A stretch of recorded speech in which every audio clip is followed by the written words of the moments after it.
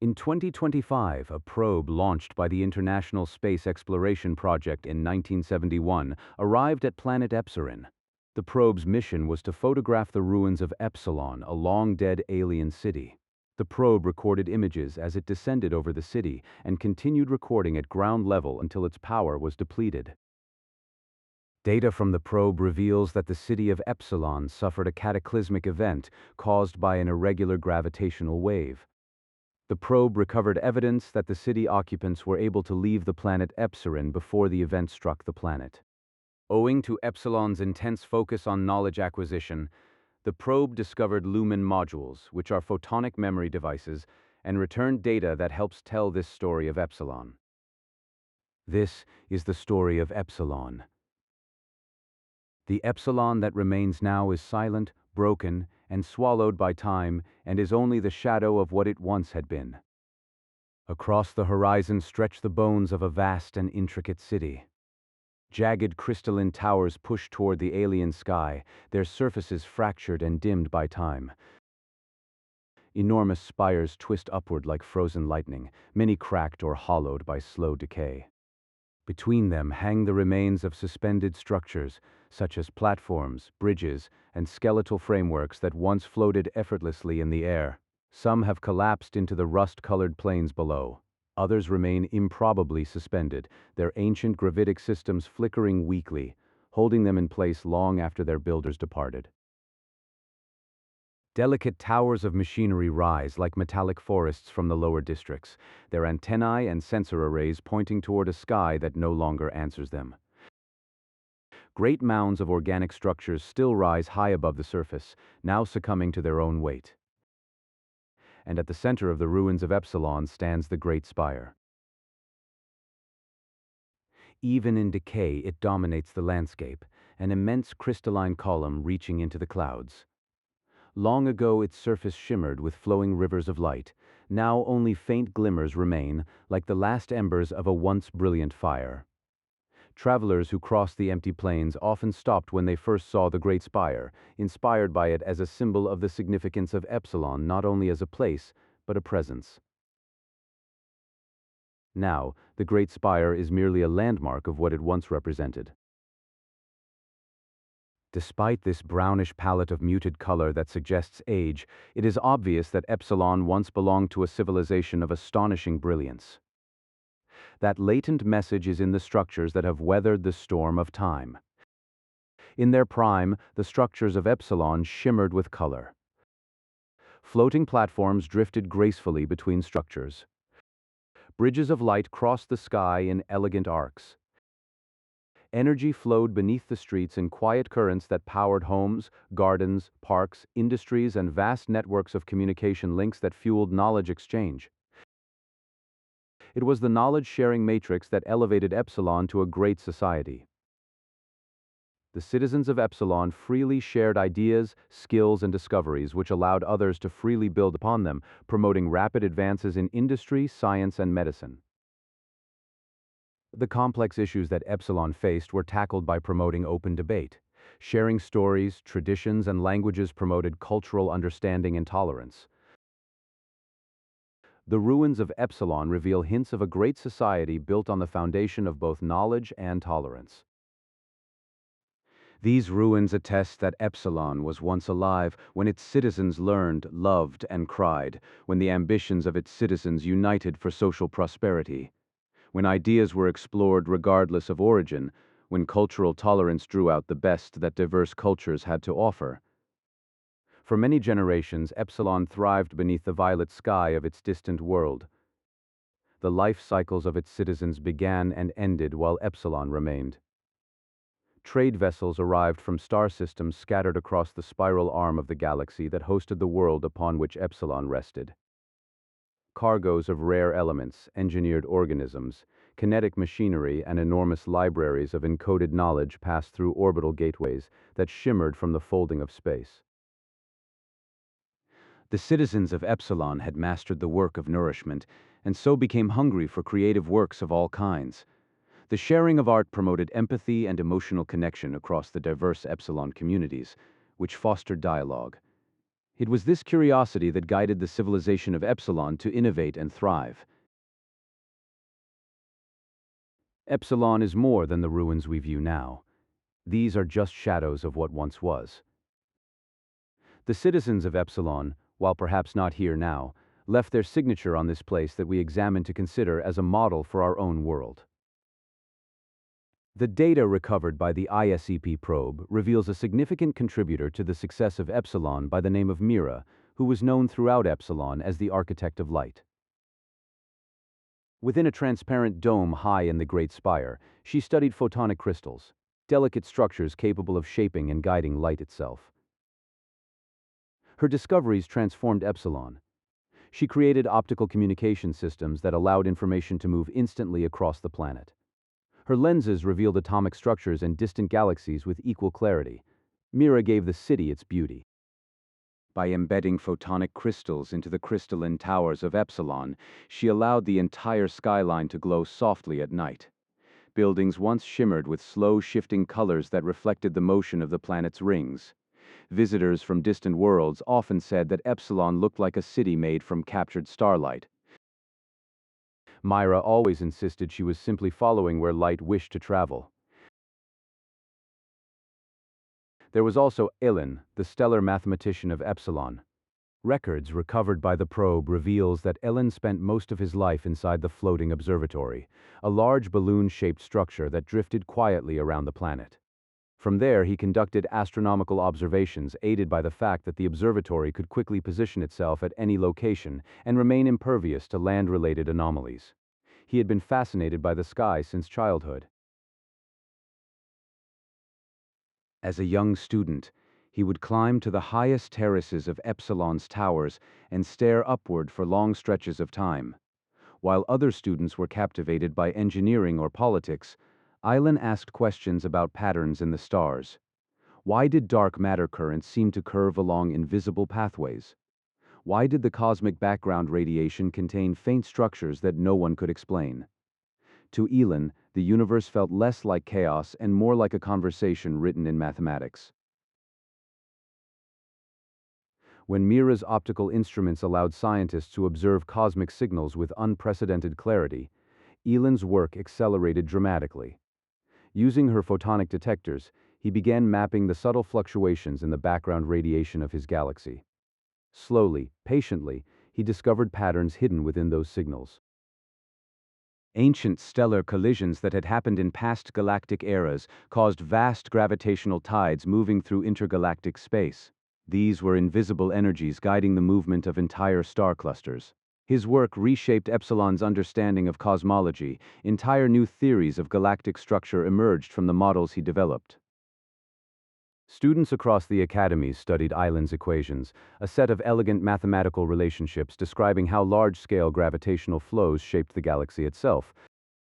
But Qwen remained humble. He often said he was not discovering anything new. The universe already knows these things, he told his students. I am simply learning how to read what it has written. It was through this quiet work that Qwen made his most important discovery. While studying the faint background radiation of distant space, he detected a subtle distortion, an irregular gravitational wave moving slowly through the vast darkness between galaxies. At first it seemed insignificant. Then the pattern became clearer. Something enormous was shifting the structure of space itself, something that over many cycles would eventually reach the system in which Epsilon existed. Qwen reported his findings to the harmonic assembly, and the future of Epsilon quietly began to change. The ISEP probe reveals another significant figure of Epsilon, named Terran, an engineer of gravity. Terran rarely spoke about grand theories of the universe. His fascination was far more practical, which was movement through gravitation. As a young engineer, he spent long cycles observing cargo vessels struggling against the planet's gravity when leaving the surface. Even with advanced propulsion, the process consumed enormous amounts of energy and created dangerous stresses on the ships and passengers. Terran believed the problem was being approached incorrectly. Instead of fighting gravity, he believed it could be guided. His early experiments were small and sometimes disastrous. Entire laboratories would tremble as unstable gravitational harmonics warped equipment or sent objects drifting unpredictably through the air. But Terran was patient. He spent many cycles studying how overlapping gravitational fields could interact. Slowly, he discovered that multiple gravity generators could be tuned like musical notes, each field balancing the others, until the result became stable. He called the effect gravitational harmony. From this discovery came his greatest achievement, the orbital gate ring. The ring was a network of massive gravitic structures constructed in orbit around the planet. Each gate bent local space just enough to create a smooth gravitational corridor between the surface and orbit. Ships entering these gravitational corridors no longer had to fight gravity. They simply slid along the curve of space itself. When the first gate activated, the sky above Epsilon appeared to ripple like liquid glass. A cargo vessel lifted from the surface and glided upward through the shimmering corridor, reaching orbit with almost no energy expenditure. The citizens of Epsilon gathered across plazas and floating terraces to watch. Trade across the system transformed almost immediately. Massive cargo transports could now move goods with ease. Scientific expeditions expanded to distant moons and neighboring star systems. Epsilon moved into an age of trade that nourished itself and many other societies. But Terran took the greatest joy in quieter moments. He often stood near one of the city's observation terraces where children would watch ships rise into the sky. They had given the gates a name of their own. They called them sky bridges. Terran never corrected them. He thought the name captured something beautiful about what he had built. Later in life, when the cosmic distortion threatened the system, Terran returned to those same structures. Alongside hundreds of engineers, he fought to keep the gates stable as gravitational tides rippled through space itself. For many desperate cycles, the sky bridges remained open, long enough for millions to escape. Epsilon was governed by the harmonic assembly. The ISEP probe gives us insight of how the citizens of Epsilon governed themselves. Unlike its neighboring societies, Epsilon had abandoned rigid hierarchies. The assembly was designed to function less like a ruling body and more like a living system of guidance. Its members were selected from many disciplines: scientists, engineers, agricultural planners, explorers, educators, and representatives of distant colonies throughout the system. Each member served not as a ruler, but as a steward of a particular field of knowledge. Their council chamber stood within the Great Spire. The chamber itself was circular to minimize giving any one individual member dominance in the assembly. The walls were lined with translucent panels that displayed real-time information flowing from every region of the civilization: trade activity, environmental conditions, scientific discoveries, population needs. Even the emotional state of the population was measured, which was compiled from activity statistics such as productivity, family dynamics, recreational interests, and more. In the assembly chamber, there was a cluster of predictive reasoning systems. These were vast computational intelligences trained to analyze patterns across millions of variables. These systems did not dictate decisions. Instead, they offered possible outcomes, allowing the assembly to see how their leadership choices might ripple through the future. The goal of the assembly was simple: to maintain harmony, balance between exploration and caution, balance between trade and sustainability, and balance between scientific curiosity and social stability. Decisions were rarely made quickly. The assembly operated for long-term solutions, leaving short-term solutions in the domain of local communities where the citizens were best understood. Debate was encouraged, but it was expected that debate be rooted in verifiable information, especially given the knowledge infrastructure available to all citizens. Diverse perspectives were considered essential to maintaining the civilization's long-term health. For many generations, the system worked beautifully. It worked because the system was knowledge-based, which automatically exposed personal ambition that wasn't in alignment with the needs of society. Among the most respected members of the assembly was Leora. Leora believed leadership meant responsibility to every citizen. She traveled constantly across the system, speaking with miners on distant moons, farmers cultivating floating ecosystems, engineers maintaining the orbital gates, and scientists working to understand the complexities of existence. When problems emerged, she listened first and acted carefully, always focusing on long-term solutions. Many believed Epsilon thrived not just because of its science, but because of leaders like Leora. Yet even in balanced systems, imbalance can grow. Another member of the assembly was Varun. Varun had risen through political alliances rather than scientific insight. He preferred simple answers to complex questions and often grew impatient with long debates. Too much time wasted debating easy-to-solve problems, he would exclaim. Varun was skeptical of the cluster of predictive reasoning systems installed in the chamber of the harmonic assembly. He believed that predictive reasoning, the process of anticipating future outcomes by analyzing current conditions, should not supersede the capacity of the living mind. Varnum was widely criticized for overlooking the fact that the predictive reasoning systems were merely tools to aid leadership. Nevertheless, Varun cultivated relationships with powerful off-world traders and encouraged policies that prioritized short-term gains.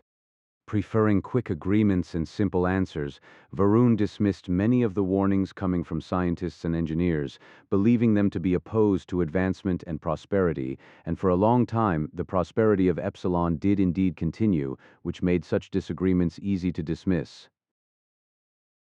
But the greatness of Epsilon did not live only in its scientists or leaders, it lived in ordinary citizens.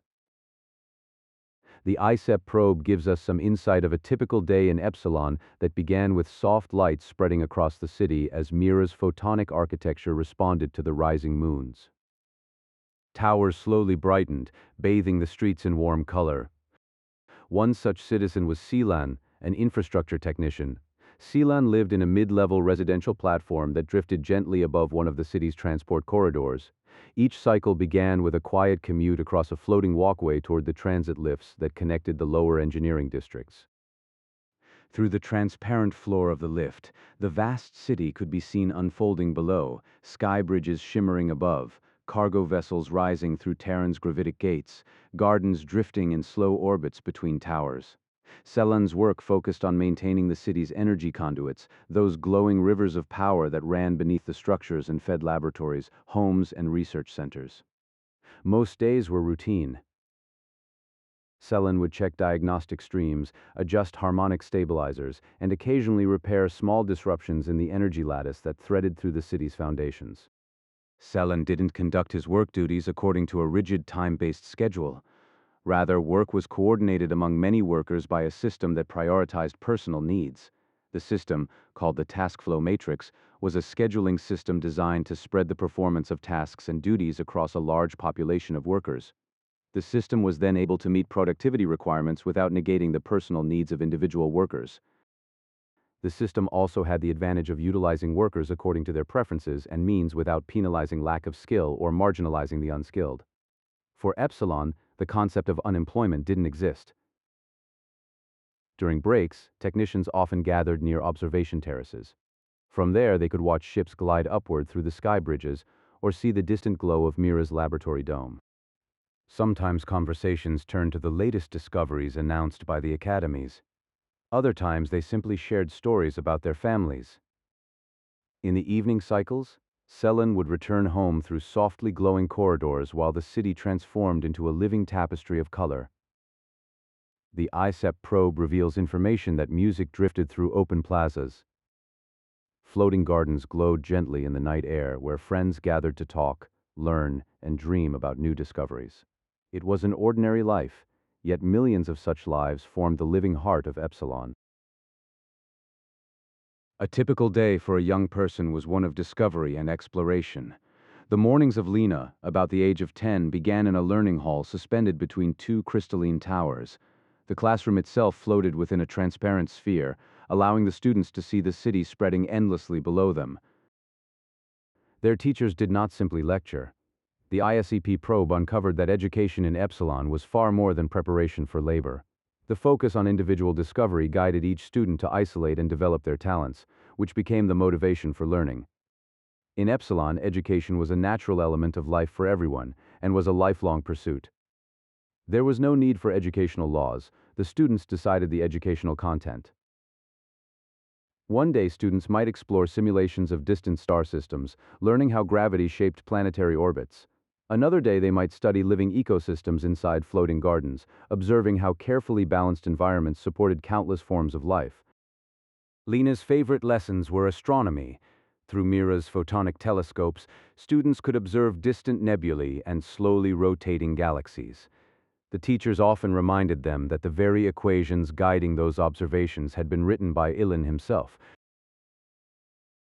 During midday breaks, the children played in low-gravity recreation plazas. They leapt impossibly high into the air, laughing as they floated gently back to the platform. Sometimes they would lie on the warm crystal terraces and watch ships rising through the sky bridges. Lena and her friends often imagined where those ships were going. To new stars, to distant civilizations, to places no one had yet explored. In the evening, she would return home through softly glowing corridors, while the entire city shimmered with shifting color. Her parents would ask what she had learned that day, and the answer was always something extraordinary. Eventually, Island detected a faint gravitational distortion approaching from intergalactic space. Small at first, then slowly growing, Leora urged preparation. Infrastructure was reinforced, archives preserved, evacuation plans drafted. Varun dismissed the warnings, but the universe was already moving. When the distortion reached the outer banks of the system, hyperspace routes began to fracture and orbital structures destabilize. Trade began to collapse. Gravitational tides rippled through the sky like invisible storms. Leora worked without rest, organizing evacuation fleets.